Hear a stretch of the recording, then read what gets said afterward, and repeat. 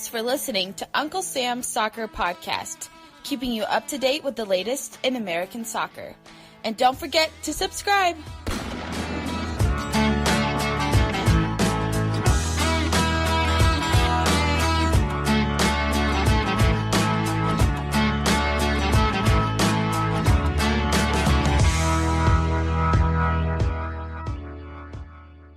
Hello everyone, welcome to Uncle Sam's Soccer Podcast. It is I, Steve Majorand, you know the gang, Arman Kafai and Jake Latroba. And on today's episode, we're talking more U.S. men's national team. We're talking about Gregg Berhalter and his latest comments regarding developing players or not developing players, as well as discuss the upcoming Nations League.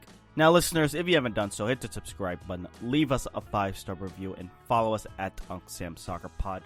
We love all your thoughts, so continue to send them in. Fellas, welcome. More U.S. men's national team talk. And boy, let's just get right to it. This roster, Arman, you called it somewhat ugly. Hey, I didn't say the players. I said, the graphic. The graphic is ugly. I think the graphic is really ugly. But no, looking at the team... What sticks out? What in this line, what is the big takeaway you can get from this latest roster call-up from Gregg Berhalter? Berhalter has his core of players that he continues to call up for competitive matches.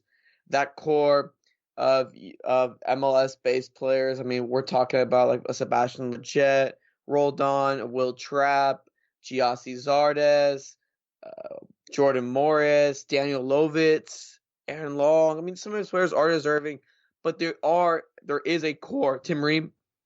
There is a core of players that Berhalter continues to call up for each competitive match, and it seems like he decides to add this little wrinkle where he throws in a young player. Like last camp, it was Paxton Pomykal. This time, it's Brendan Aronson to mix up a little bit and to, I guess, quote unquote, continue their development. But, I mean, that's what really stands out to me is this core group of people that continue to get called in. My biggest takeaway is we're in trouble. The U.S. is in trouble. I'm just looking at this roster is essentially just... All right, Jake. A bunch of MLS players. You have a couple of players from the championship. And then you sprinkled in maybe a Bundesliga player here in Sargent or... a Christian Pulisic, and that's about it. This is not a very good roster. Let's play a game. Okay, let's play a game. Let's play a game.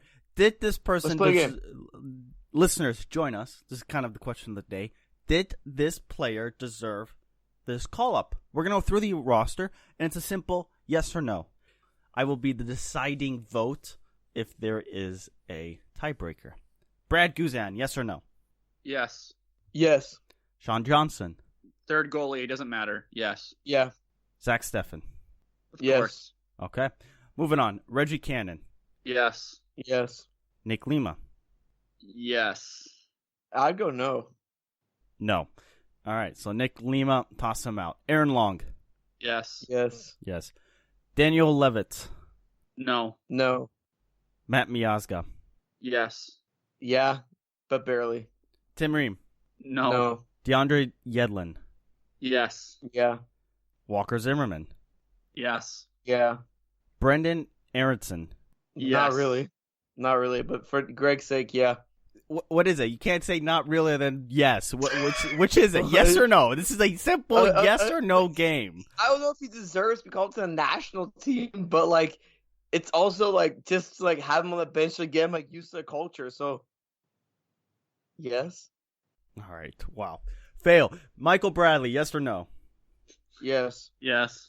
Sebastian Lletget. No. I'm going to say no. I'm going to say no too, Chief. All right. Weston McKennie, yes or no? Yes. All right. Christian Pulisic is an obvious yes. Christian Roldan, yes or no? Yes. Yeah. All right. Here's your favorite. Will Trapp, yes or no? No. Oh. Boo this man. Jackson Yule. I would say no. I would say no too. Josie Altidore, yes or no? Yes. Yes. Paul Arriola, yes or no? Yes. Corey Braid, yes or no? No, I don't think so. I don't think he's done anything really special to earn a call. I haven't been a I've been keeping wowed by tabs him. for RSL, but I don't think there's anything. He scored, I think last week or a couple weeks ago, but I don't think there's anything special. We're happy for him. All right. Yeah, we stand. Yeah, okay. Tyler Boyd, yes or no? Yes. Jordan Honestly, no. He hasn't been making the Oh! 18. He hasn't been making the 18 that much for Besiktas. my answer is no. So, Either Christian Pulisic. well, that's fair. Well, Pulisic's a golden boy, and that's fair. But he's a golden boy. We All right. stand Pulisic. Stand. Final three here. Jordan Morris, yes or no? Yes. Yes. Josh Sargent, yes or no? Of course. Yeah. And then Jake's boy, Jossie Zardes, yes or no? No. I mean, who else? Who the hell else? I guess after. No, I don't want him on the roster, but it's also like, well, who the hell else would you call up instead? Isn't this? But look, we just went through the rosters, 5, 6, 7 players there that we were at least 50-50 on, and 4 or 5 is solid no's. I mean, either Gregg Berhalter continues to select these players because they're his guys, or he selects them because the talent pool is not that deep. Which is it? well, It might be a mixture of both. for me, I don't understand. Maybe it's because he started the year off injured, but I don't understand why Dwayne Holmes isn't getting called into the squad over guys like Sebastian Lletget or Will Trapp or Roldan. I don't understand why a guy like him isn't getting called into the side. For Lovitz, I mean, I don't know what other fullback you would have to call up.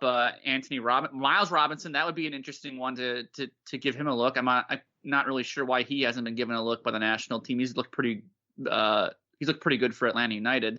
I'd like to see him get a call over a Lovitz. Arman, would you agree? He did get a call last friendly cycle, but I see what you're saying. Yeah, the whole Lovitz thing is really interesting to me because it's not like he's a young player or anything. And you can make the case there's some other MLS left backs that have played better than him. Look, FC Dallas homerism aside, I think Ryan Hollingshead has had a really good season at left back. I don't think you can make the argument that he's too old anymore because a guy like Daniel Lovitz continues to get called up. But I think you're right, Jake. You said this earlier. Let's think about it this way. I think this is the roster. If the World Cup started right now, that they'd take to the World Cup. Well, they wouldn't take it to the World Cup because they wouldn't qualify for the World Cup, Arman. That's the wrinkle in all kicker. this.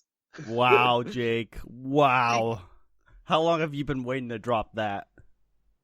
This is not the first time I've proclaimed they are not going to qualify for Qatar. All right, I'll just keep it at that. You can go back at the beginning of September where I said they are not going to qualify for Qatar if they keep this up.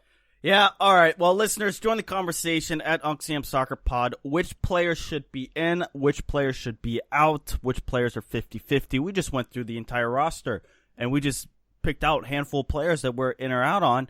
So either it's a problem with development, talent pool, or Gregg Berhalter just picking his players over others.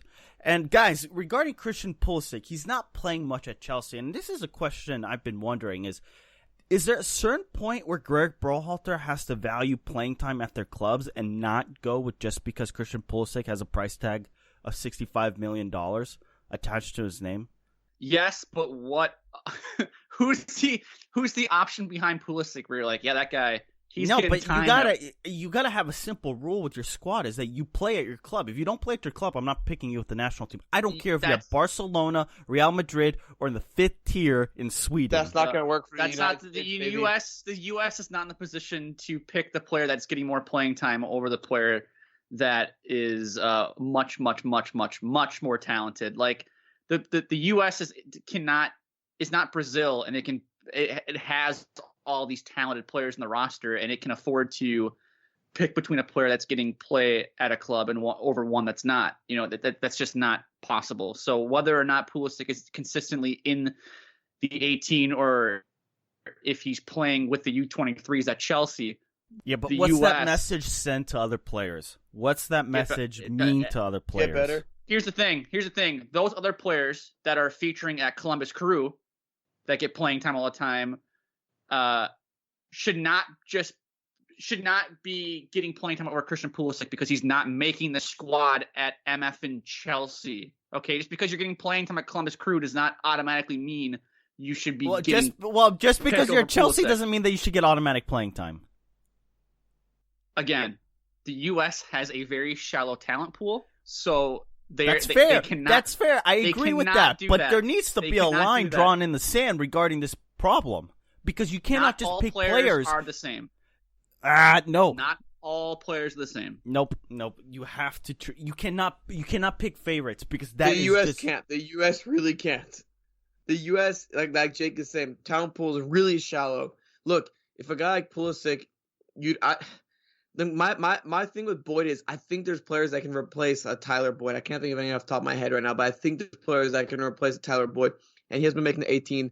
I think for Europa League matches for Besiktas. I follow them, that's why I know.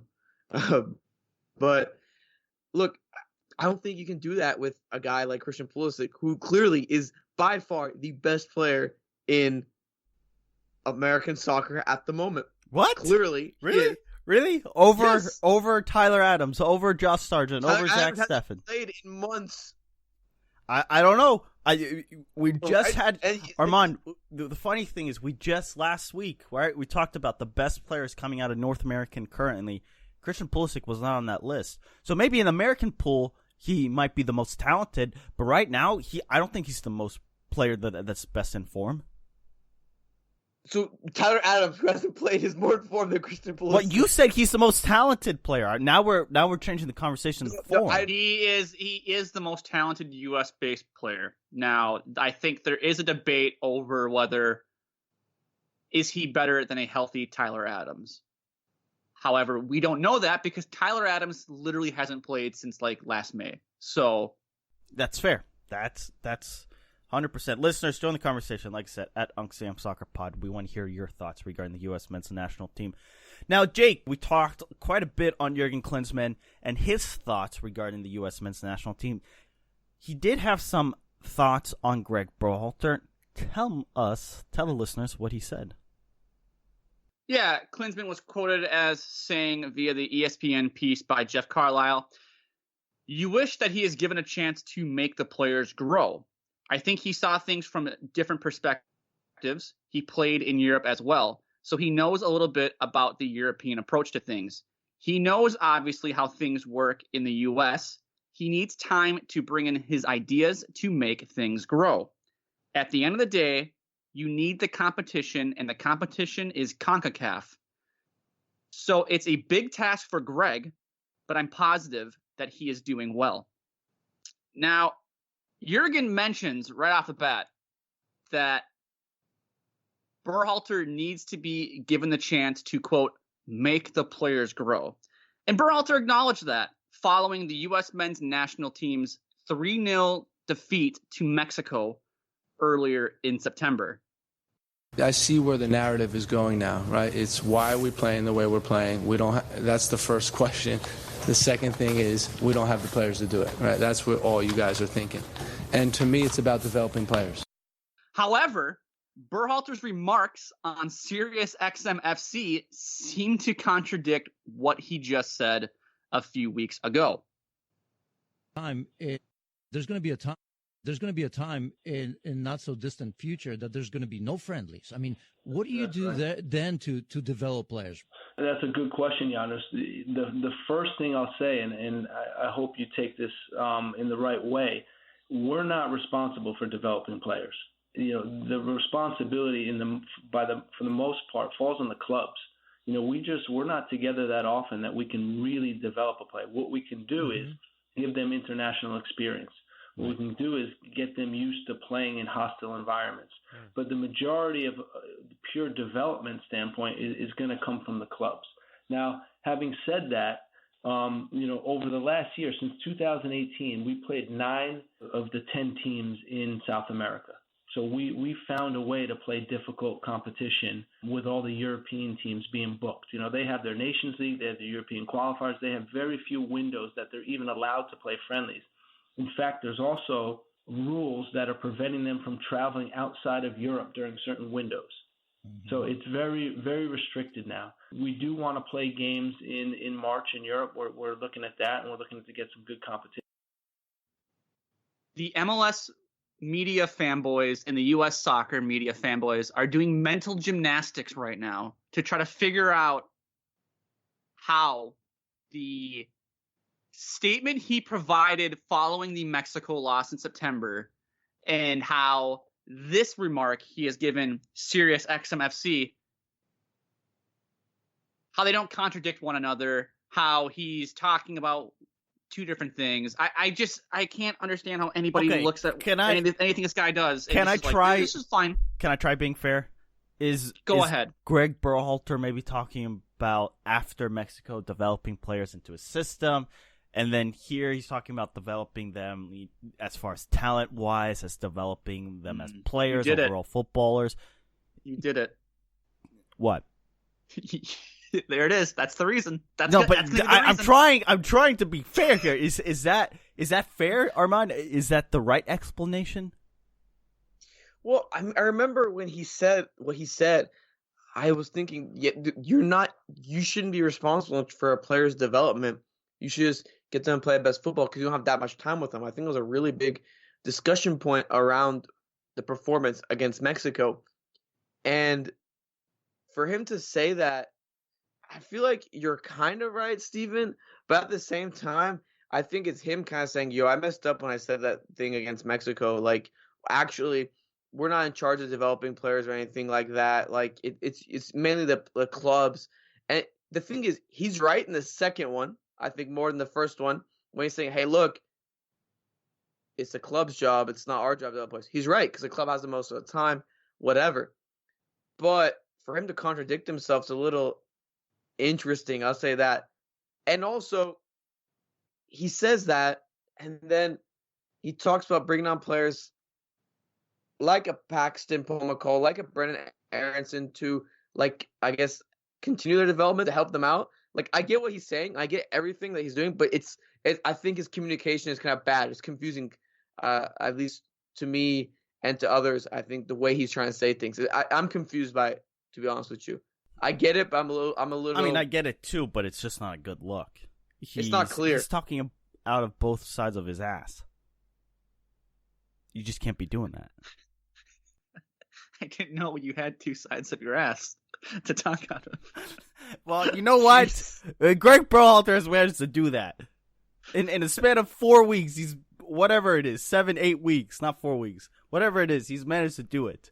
And clearly, there's something going on within U.S. soccer where they're talking, right? Gregg Berhalter probably has his vision, and there's probably getting a little bit of pushback, and he's beginning to realize, or maybe, as Arman has always said, he might be too smart for his own good, and maybe he's realizing, crap, I can't do this. This project, this 8-9 month project that's prolonged, 8-9 month project that I've worked on isn't succeeding the way I want it to be. Maybe I have to take a step back and rethink this. Maybe he realizes I don't have this time with players I thought I would be able to get, or these players just aren't comprehending what I want them to do. I got to make changes. And now he's coming out and saying, well, it's not my job to develop players. I got to figure out results, right? Suddenly results matter. Against Canada, against Cuba, results are going to matter. Huh? I mean, Arman, Jake, would you take a 1-0 win over Canada or look pretty and lose to Canada 3-2? I'd take a 1-0 win over Canada. Okay. Canada's not bad. I'd take a 1-0 win over Canada. I think you can make a 1-0 win look pretty. If they played Canada and were defensively just real solid and only won 1-0, I'd be fine with that. But if they win 1-0 and it's kind of like the Curacao match where Curacao has tons of chances and they're getting bailed out by Zach Steffen, then I'm going to be up in arms. It's an interesting time. Arman, final thoughts before we wrap. Look, these Nation League games are going to be interesting. I don't know what to expect because there's one game you can take a loss stock in, the game against Cuba, or not a loss stock, the game against Cuba, and a game that could be really interesting with the rise of the Canadian national team. But the U.S. should win both, and if they don't, we'll be on the show talking about it and being like, yo, what the hell happened? But Berhalter, back to what he was saying, gotta be a little bit more clear, man. Are you in charge of development? Are you not? The casual fan won't get it, and they'll just roast you, and it'll make you look bad in the eyes of the media. So be a little more clear, Greg, and take this advice from a guy who has no experience in dealing with the media as a coach. But do you got to just be more clear. Solid advice, Arman. Wow, that was riveting advice. I am taken back by it. Just be clear, Greg. Please. Your advice should have been, as a man in the media, make sure you're clear if you don't want your words to be minced or taken out of context, like they probably are being taken right now. There you go, Jake. I think you. My spokesman, Jake Watroba, in the house. Yes, Jake Watroba, Uncle Sam's spokesman. Now watch me fail on this rap. Yeah, listeners, question of the day: who should be in and who should be out of Gregg Berhalter's U.S. men's national team roster? Give us your thoughts on Twitter at UncSamSoccerPod. You can follow Steven Jodaran at Steven Jodaran. You can follow Armankafai at Armankafai, and you can follow myself at Jake Watroba. For Arman and Steven, I'm Jake. We'll talk to you guys next time.